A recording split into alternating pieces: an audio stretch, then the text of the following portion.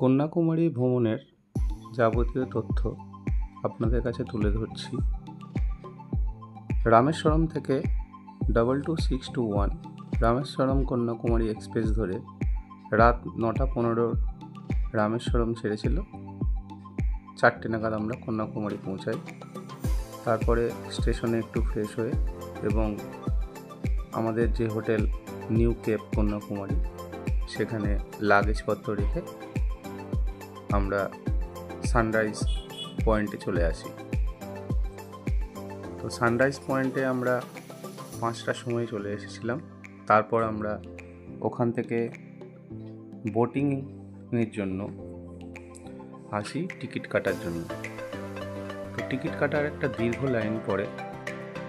মোটামুটি 7টা নাগাদ আপনি যদি লাইন দিতে পারেন তাহলে ভালো হয়। টিকিট দেওয়া শুরু হয় মোটামুটি 7:45 বা 8টা থেকে। তো প্রথম 200 জনের মতো ফার্স্ট বোটে নিয়ে যায়। আপনারা যত তাড়াতাড়ি লাইন দিতে পারবেন ততই ভালো। বাঁদিকে যে লাইনটি দেখতে পাওয়া যাচ্ছে ওটি 100 টাকার টিকিটের লাইন, আর ডান দিকে এগুলো 300-400 টাকার। এখানে অফলাইন অনলাইন দু ধরনের বুকিং হয়, তবে অনলাইন বুকিং সম্ভবত 300-400 টাকার টিকিটের ক্ষেত্রেই হয়ে থাকে। এবং এই টিকিট কাউন্টারের কাছাকাছি একটি টয়লেট ওই যে দেখা যাচ্ছে, পাবলিক টয়লেট আছে যেখানে আপনারা ফ্রেশ হতেও পারবেন। তো আমরা কন্যাকুমারী এক রাত ছিলাম। যদি ত্রিবান্ধম যাওয়ার প্রোগ্রাম থাকে তাহলে 1 নাইট কন্যাকুমারী স্টে করে ত্রিবান্ধম যাওয়ার পথেও বাকি সাইট সিন আপনাদের হয়ে যাবে। যদি ত্রিবান্ধম প্রোগ্রাম না থাকে সেক্ষেত্রে আপনারা কন্যাকুমারীতে 2 দিন থাকতে পারেন। তো সকালবেলা আপনাদের যে স্পটগুলো দেখতে হবে তার মধ্যে সানরাইজ পয়েন্ট আছে, গান্ধী মণ্ডপমস আছে, মূল আকর্ষণ বিবেকানন্দ রক মেমোরিয়াল, যার জন্য এই বোটের বা লঞ্চের টিকিট আপনাদের কাটতে হবে। এবং এই বোটিং পয়েন্টের পাশাপাশিই আছে কুমারী আম্মাম টেম্পল, ত্রিবেণী সঙ্গম। এই কটি আপনারা সকাল 11:30-12টার মধ্যে কমপ্লিট করে তারপরে হোটেল চেক ইন করতে পারবেন, কারণ ওখানে বেশিরভাগ হোটেলই কিন্তু 12টায় চেক ইন টাইম। তবে আমরা যে হোটেলে ছিলাম নিউ কেপ কন্যাকুমারী, ওরা আমাদের বলেছিল যে রুম ফাঁকা হলে আমাদের আগেই ওরা রুমে ঢুকতে দিয়ে দেবে, এবং ওদের আলাদা টয়লেট আছে যেখানে আপনারা ফ্রেশ হতে পারবেন।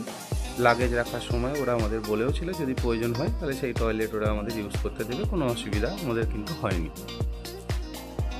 তো আমরা আপাতত বোটে উঠে পড়েছি বিবেকানন্দ রক মেমোরিয়ালের উদ্দেশ্যে। এরকম বড় বোট যেখানে প্রায় 200 জনের মতো কিন্তু একসঙ্গে যেতে পারে, এবং ওপরে লাইফ জ্যাকেট রাখা আছে এবং বোটে পর্যাপ্ত নিরাপত্তা বাহিনী কিন্তু থাকে। মোটামুটি 10 মিনিটের মতো টাইম লাগে বিবেকানন্দ রক মেমোরিয়াল পৌঁছাতে।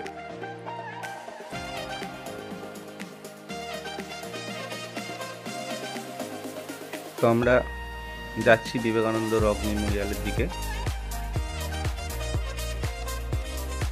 আপনারা প্রয়োজনীয় জিনিসের মধ্যে জলের বোতল সঙ্গে করে ওখানে নিয়ে যাবেন, বাকি কোনো কিছু কিন্তু নিয়ে যেতে পারবেন না। অবশেষে আমরা বিবেকানন্দ রক মেমোরিয়ালে উপস্থিত হয়েছি। এখানে আবার একটি কাউন্টারে আপনাদের লাইন দিতে হবে। এই সেই কাউন্টার যেখানে 30 টাকা করে পার হেড টিকিট কাটতে হবে এন্ট্রির জন্য।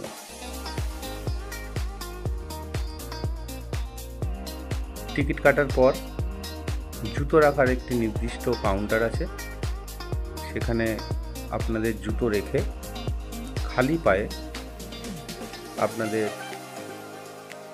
এই রক মেমোরিয়ালের ওপরে কিন্তু প্রবেশ করতে হবে। তো বিবেকানন্দ রক মেমোরিয়াল, যেখানে স্বামী বিবেকানন্দ 1892 সালের 25 থেকে 27শে ডিসেম্বর এই শিলাখণ্ডের ওপর বসে দীর্ঘক্ষণ ধ্যান করেছিলেন। সেই থেকেই এই শিলাখণ্ডের নাম বিবেকানন্দ রক হয়ে যায়।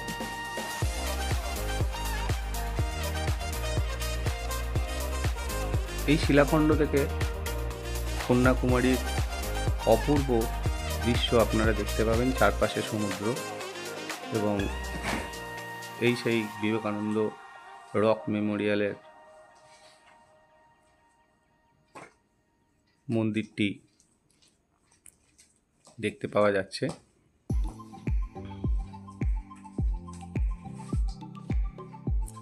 মোটামুটি 1.5 ঘন্টার বেশি সময় আপনাদের লাগবে পুরো রক মেমোরিয়াল, গ্লাস ব্রিজ এবং তামিল কবি ও দার্শনিক থিরুভাল্লারের মূর্তি দর্শনের।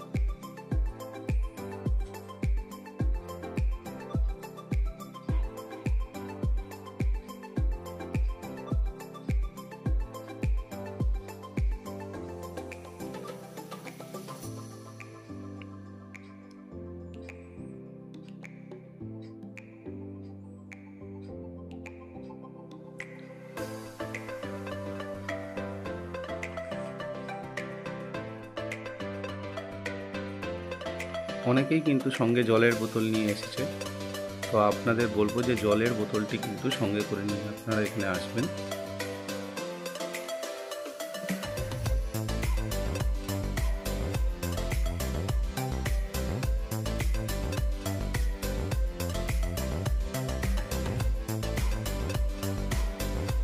তবে মূল মন্দিরের ভেতরে কিন্তু কোনোভাবেই ছবি অ্যালাউ নেই। এখানে একটি সানরাইজ ক্যালেন্ডার আছে, যেখানে সূর্যের উত্তরায়ণ আর দক্ষিণায়ন এবং কোন কোন ডেটে সূর্য কোন অক্ষরেখার ওপর অবস্থান করে বা কত ডিগ্রি অক্ষাংশে অবস্থান করে সেটা কিন্তু পরিষ্কারভাবে এখানে দেখানো আছে।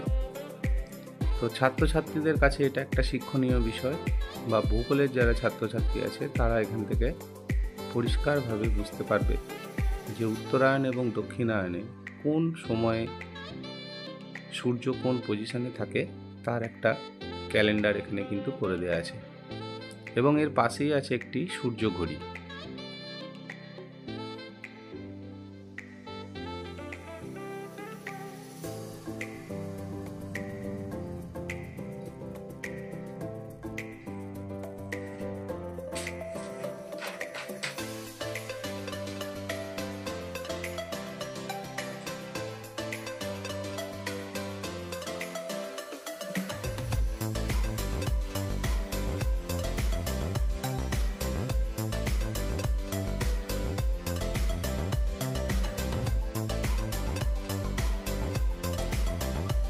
আমরা এবার গ্লাস ব্রিজের দিকে এগিয়ে যাচ্ছি। সুন্দর নবনির্মিত এই গ্লাস ব্রিজটি, যেখানে আপনারা সমুদ্র তরঙ্গ এই কাঁচের মধ্যে দিয়ে দেখতে পাবেন নিচের দিকে তাকালে।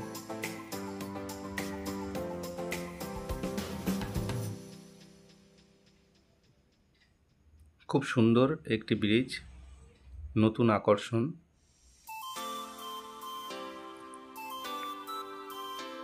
এবং এই গ্লাস ব্রিজটি পেরিয়েই আপনাকে যেতে হবে স্ট্যাচু অফ উইজডমে, অর্থাৎ তামিল কবি ও দার্শনিক থিরুভাল্লারের মূর্তি প্রবেশদ্বারে।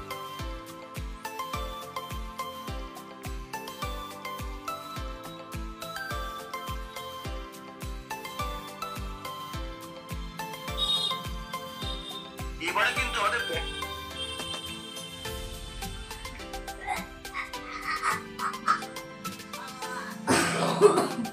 স্ট্যাচু অফ উইজডম, তার গেট দেখতে পাওয়া যাচ্ছে। এখানে সিঁড়ি দিয়ে আপনাকে উঠতে হবে ওপরে।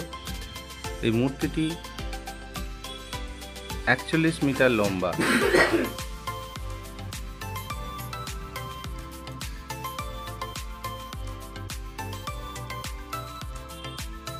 বিবেকানন্দ রক পরিদর্শন শেষে আপনারা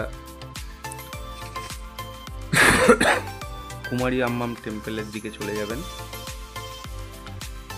সেটি দর্শন করার পর পাশেই আছে ত্রিবেণী সঙ্গম এবং গান্ধী মণ্ডপম। তো আপনাদের বলবো যে ত্রিবেণী সঙ্গম যদি আপনারা স্নান করতে চান তাহলে আগে থেকে প্রস্তুতি নিয়ে আসবেন। এই হচ্ছে কুমারী আম্মাম টেম্পল। আমরা টেম্পলে প্রবেশ করছি। বলে রাখি, এই মন্দিরে ছেলেদের কিন্তু খালি গায়ে প্রবেশ করতে হবে এবং জুতো রাখার নির্দিষ্ট জায়গা আছে, ব্যাগ রাখার নির্দিষ্ট জায়গা আছে। বড় ব্যাগ কিন্তু ভেতরে নিয়ে যাওয়া যাবে না, ছোট ব্যাগ অ্যালাউ আছে। মেয়েদের নির্দিষ্ট কোনো ড্রেস কোড নেই। তো এটি দর্শনের পর আমরা চলে এলাম ত্রিবেণী সঙ্গম মন্দিরের একদম পেছনে। তো ত্রিবেণী সঙ্গম যেটি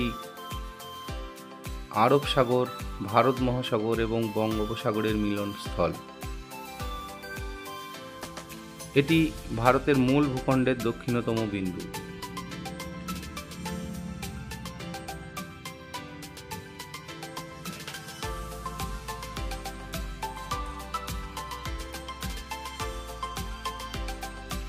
তো যদি স্নান করার পরিকল্পনা থাকে আপনারা সঙ্গে জামা কাপড় নিয়ে চলে আসবেন, বা এই ত্রিবেণী সঙ্গমের কাছাকাছিও যদি আপনারা হোটেল বুকিং করেন তাহলে আপনারা পায়ে হেঁটে হোটেলে চলে যেতে পারবেন।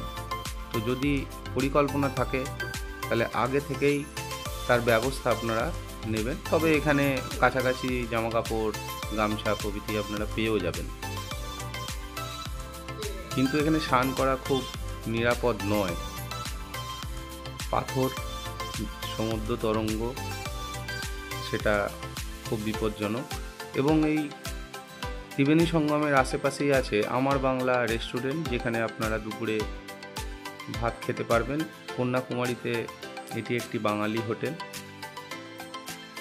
যেখানে কিন্তু দুপুরে প্রচুর ভিড়, লাইন দিয়ে আপনাদের বাইরে দীর্ঘক্ষণ দাঁড়াতে হতে পারে। ভেজ থালি এখানে 150 টাকা। আমরা দুপুরে হোটেলে প্রবেশ করার পর 3টের সময় আবার বেরিয়েছিলাম। এটি হচ্ছে ভাট্টিকোট্টাই ফোর্ট, যেখানে 25 টাকা করে টিকিট লাগে। অবশ্য 15 বছর পর্যন্ত বাচ্চাদের কোনো টিকিট দিতে হয় না। তো এই ফোর্টটি সমুদ্রের ধারে অবস্থিত, যেখান থেকে চারপাশে সমুদ্র, পাহাড়, খুব সুন্দর দৃশ্য আপনারা দেখতে পাবেন। অবশ্যই এই ফোর্টটি আপনারা যাবেন। এরপর আপনারা রামায়ণ টেম্পল, বিবেকানন্দ কেন্দ্র, কন্যাকুমারী তিরুপতি মন্দির, এই আমরা তিরুপতি মন্দিরের দিকে যাচ্ছি। খুব সুন্দর একটি মন্দির, এটি কন্যাকুমারী তিরুপতি মন্দির।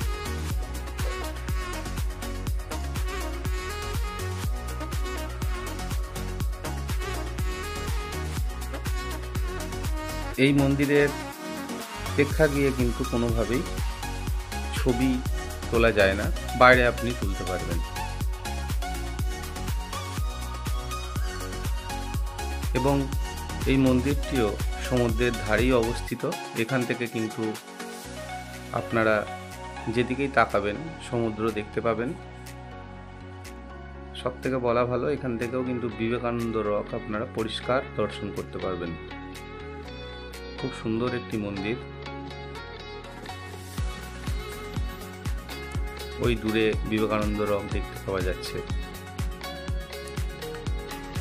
তো তিরুপতি মন্দির দর্শন সেরে আমরা নেক্সট পৌঁছেছিলাম বিবেকানন্দ কেন্দ্রতে।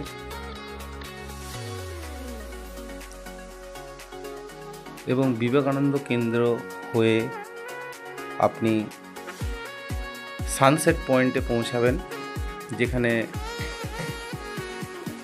ওয়াচ টাওয়ার আছে। অবশ্যই এটি বিবেকানন্দ কেন্দ্র, যেখানে কিন্তু থাকারও ব্যবস্থা আছে এবং টিকিটের বিনিময়ে আপনি ভেতরে ঢুকতে পারবেন।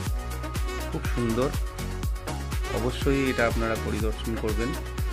এখান থেকে আপনারা পরবর্তীকালে সানসেট পয়েন্ট যাবেন, সেখানে লাইট হাউসে উঠতে পারবেন, বা ওয়াচ টাওয়ার আছে, সেই ওয়াচ টাওয়ারে অবশ্য সিঁড়ি নেই, র্যাম্প আছে, ওঠার সুবিধা আছে, কোনো অসুবিধা হবে না।